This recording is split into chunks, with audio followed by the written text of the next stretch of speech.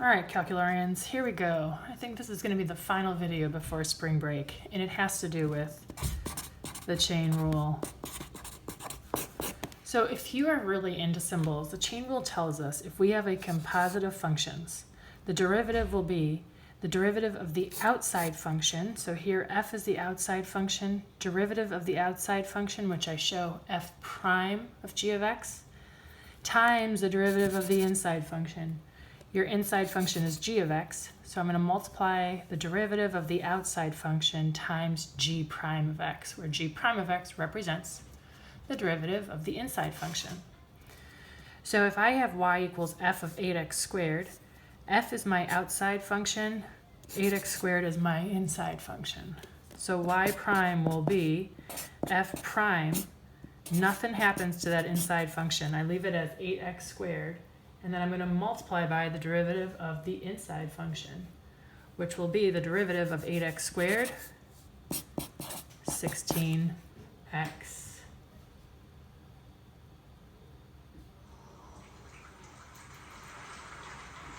Awesome.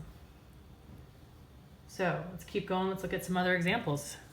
That one was way too easy, right? All right. Again, I've repeated what chain rule is. Derivative of the outside function times the derivative of the inside function. In this example, our outside function is just e to the x.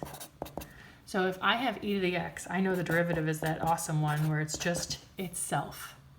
So if I have y equals e to the 7x to the 5th power, my derivative will be the derivative of the outside function, which will just be e to the 7x to the 5th, times the derivative of the inside function. Here's your inside function. What is the derivative of 7x to the 5th? Well, that's going to give me a 35x to the 4th power, just applying the power rule.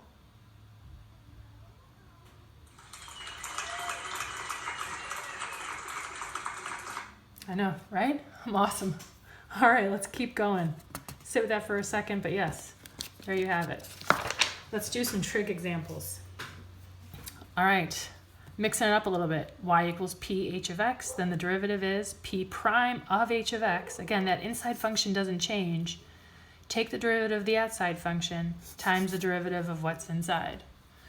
So I'm just going to remind myself, if I have y equals sine x, the derivative is good old cosine x.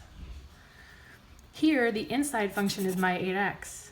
So my derivative will be cosine of 8x. Don't touch anything on that inside, just take the derivative of the outside function times the derivative of the inside function. What's the derivative of 8x? Well, that's just an 8. So times 8. Sometimes if you're really fancy, you clean it up a little bit and you say 8 cosine 8x.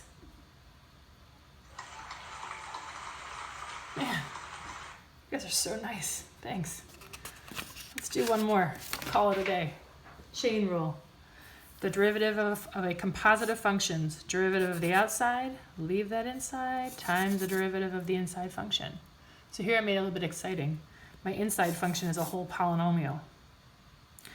I'm starting with that outside function is cosine x. The derivative of cosine x is negative sine x. So I'm not afraid of this 7. If ever I have a coefficient in front of my function, the derivative is just that coefficient times the derivative of that outside function. So y prime is going to be 7, the derivative of cosine, the derivative of the outside function, negative sine x. So I'm going to say negative sine x squared plus 35x. Nothing happens there. But what do I multiply by? The derivative of the inside function. Derivative of x squared plus 35x, 2x plus 35. And you know me, I always like cleaning stuff up. You don't have to, but if you want to. This is not 7 minus, so I want to show it's a negative 7. 2x plus 35. You know, when you're dealing with trig, you like to put that kind of stuff in the front. Sine of x squared plus 35x. This is above and beyond. You do not have to clean it up. You can stop right there. You don't have to go any further. Oh, look at that! Way to go! Oh man, thanks. Hopefully this video helped. Please like it and subscribe.